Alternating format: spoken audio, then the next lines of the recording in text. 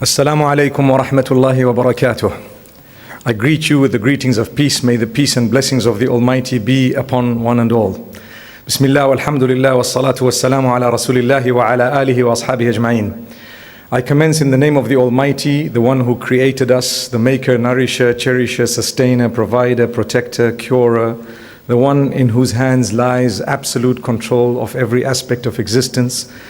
I send blessings and salutations upon all the messengers whom He sent to us to guide us, to remove us from the darkness, to bring us to the light. Blessings and salutations upon Muhammad, peace be upon him, his companions, his household. And may the blessings of the Almighty be upon every one of us, yourselves included, and humanity at large. Ameen.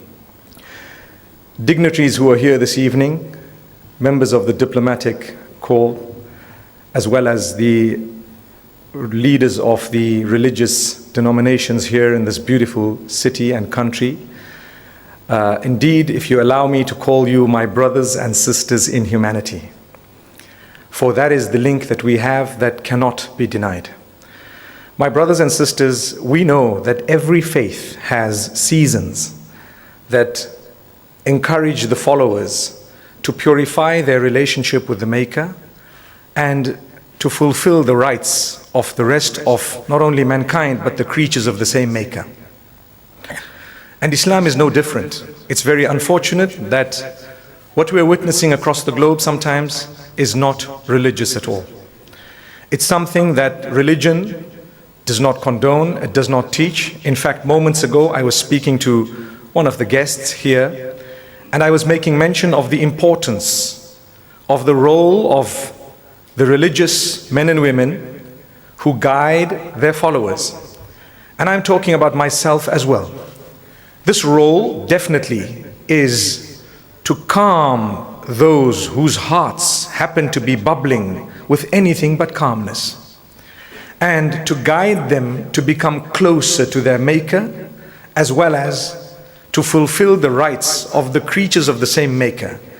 And it brings me back to the point that I started with, and that is, every faith has days, seasons, times of introspection through the year. In Islam, you know that the month of Ramadan is very different. It is unique, so unique that many non-Muslims who have friends who are Muslims would actually bear witness that now they're being genuine Muslims. They pray suddenly. I'm talking about those who might not be praying 5 times a day. And then they abstain from alcohol, which they're supposed to be doing anyway, but it happens in the month of Ramadan. And so many other good qualities that are developed, the quality of being charitable, although we should be charitable throughout the year, but it seems to be in Ramadan we become more conscious of this. So these seasons are very, very helpful. And like I've acknowledged, it's not just Islam that has these seasons. Every faith, we have to acknowledge, comes with seasons wherein their followers would be guided to becoming better followers. So in the month of Ramadan, the Almighty says, and I'm sure we've heard the verse just before I got up here, and I'd like to say a verse just before that. Ya ayyuhalladhina amanu kutiba alaykum as-siyam kama kutiba ala alladhina min qablikum la'allakum tattaqun. O you who believe, fasting has been prescribed upon you in the same way it was prescribed upon those before you, in order that you achieve God consciousness, in order that you achieve piety. If we take a look at the purpose of the fast, it is to become disciplined when it comes to that which is prohibited and that which is permissible. We become more conscious of what goes into our mouths. So if I'm conscious of what goes into my mouth through the day in the month of Ramadan, then it would make it easier for me through the next 11 months to become conscious of that which is totally prohibited from entering my system. Similarly, the Prophet Muhammad, peace be upon him, has made it quite clear that it's a month whereby it's not just about what goes in the mouth, but it's also about what comes out of the mouth. So he says, مَنْ لَمْ يَدَعْ قَوْلَ الزُّورِ وَالْعَمَلَ بِهِ وَالْجَهْلَ فَلَيْسَ لِلَّهِ حَاجَةٌ فِي أَنْ يَدَعَ طَعَامَهُ وَشَرَابَهُ. Whoever during fasting is not going to be conscious about the statements they utter, and they say falsehood, lies, deception, hurtful things, they have wasted their time staying away from food and drink for the sake of the Almighty. So this means while we're fasting, we're supposed to say good words. We're supposed to increase the remembrance of the Almighty by praising Him a lot. And this is why you find during the month of Ramadan, people engage in the recitation of the Quran. It's the month of the Quran. You find people would change their CDs in the motor vehicles to Quranic CDs, and they would want to listen to the melodious recitation of the Quran.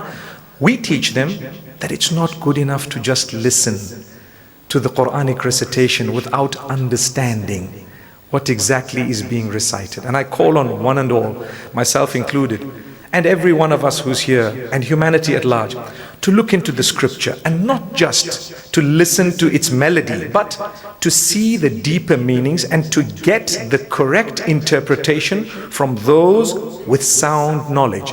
And the reason I say this, myself, having been given the opportunity to read, or having been fortunate enough to have read quite a few scriptures, not just that of the Muslims, I definitely acknowledge that there are verses in all scriptures that need explanation.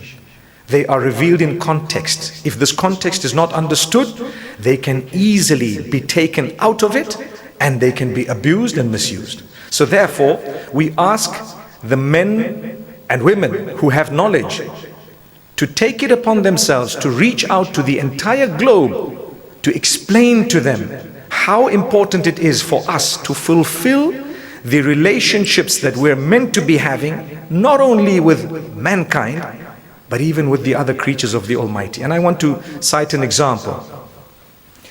There are so many examples in the life of the Prophet Muhammad, peace be upon him, and his statements where he speaks about compassion towards animals. Those of you who may not be familiar with Islamic rulings, a dog is considered an animal that if it were to lick you, you would need to wash your clothing, according to the Muslims. So therefore, a lot of the Muslims would have a relationship with a dog that would be slightly distant. Although you are allowed to have a dog as a guard dog, as a farming dog, as a dog for a purpose, for the blind perhaps, but the rules and regulations are a little bit deeper when it comes to cleanliness. However, the Prophet Muhammad, peace be upon him, says there was a man in the desert who was very thirsty on a hot day. And what he did was, he decided to go into a well in order to quench his own thirst. So he says, as he went into the well to quench his thirst, he emerged quite filled, and he noticed the dog panting. And he said to himself, لَقَدْ بَلَغَ هَذَا الْكَلْبُ مِنَ الْعَطَشِ مِثْلَ مَا كَانَ قَدْ بَلَغَ مِنِّي. He says, I see that this dog is as thirsty as I was before I went into the well. So he decided to go back into the well because the dog was not going to go into the well. And he had no container to put the water. He decided to take his shoe and fill it with water, bring it back up, get to the dog. And like I said, you know the rules about dogs in Islam. He got to the dog, he brought it close to him, and he made the dog drink water from his own shoe. And the Prophet Muhammad, peace be upon him, says, and this hadith is authentic, it is not disputed, its authenticity is not disputed by any Muslims. He says, this man was granted forgiveness and paradise as a result of the deed of compassion towards a creature of the Almighty.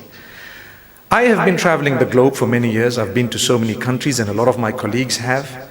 And I'm so grateful that I have the opportunity to address members of people who belong to other faiths as well, not just today, but it has happened quite a few times. And I share a good relationship because we all preach compassion. We all preach reaching out, not just to humankind, but to the creatures of the Almighty. Take a look at the dog. I always say, if the Almighty granted forgiveness to a person for being compassionate towards an animal, such as a dog, what do you think is the reward of he or she who is compassionate to a fellow human being? And this is what we've been preaching, and this is what we teach. And there are so many such examples. There is an example of a kitten. There is an example of a lady who was nasty to a cat, and what happened to her. So these are examples that people cannot dispute. However, when it comes to the month of Ramadan, it is a month of giving. As you know, people become charitable. There is something known as zakah. Zakah is one of the pillars of faith. It is a percentage of the wealth and the savings of a Muslim, 2.5% approximately, that is taken annually. Many people prefer to give it in the month of Ramadan because it's a month whereby good deeds are multiplied in reward.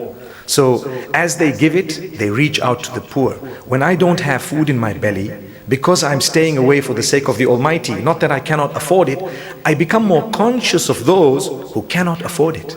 And therefore, I reach out to them. The Prophet Muhammad, peace be upon him, says, if you were to help someone open their fast, you would get a massive reward, a mountain of reward. So therefore, a lot of the masjids you will find, they lay what is called the sufra. The sufra is like the cloth, or the plastics that they do lay out, and they have the dates and the water and the perhaps yogurt and bread and a few other things in order to make people open the fast, because that moment is a blessed moment. It's a moment of softness, it's a moment of calmness, it's a moment of compassion, and that is the time when prayers are answered. Prayers are answered when your heart is softened. It is softened towards humanity, towards the Almighty. You realize and recognize the Maker. Part of the recognition of the Maker is to know and acknowledge that you are not the only one He's made. You are not the only creature. He has made a lot of other creatures, countless. You will never know the exact number. Why would He make so many creatures and make you as well? In order to test you, what is your relationship going to be with the rest of these creatures? If I share parents, I become a sibling. With my own brother or sister, the common factor is I have a mother and a father who's the same. So I have rights and duties. Do I not realize that I have a Maker who is exactly the same for all the creatures around me? He would never have made them without a purpose. So I need to reach out to them. When I've recognized this, I become closer to the Almighty. And this is why everyone has rights. The Muslims have rights, the neighbors have rights, the non-Muslims have rights, those who are your friends have rights, those who are your enemies have rights too. The animals have rights, everyone has rights. We need to know these rights and we need to fulfill these rights. And subhanAllah, what better month can there be than this beautiful month of Ramadan? It is a month of the mercy of the Almighty, because we are taught by the Prophet Muhammad, peace be upon him, "Man la yarham, la yurham." Simple words. Whoever does not show mercy will never be shown mercy. So if you would like to achieve mercy, there is one way of doing it. Be merciful.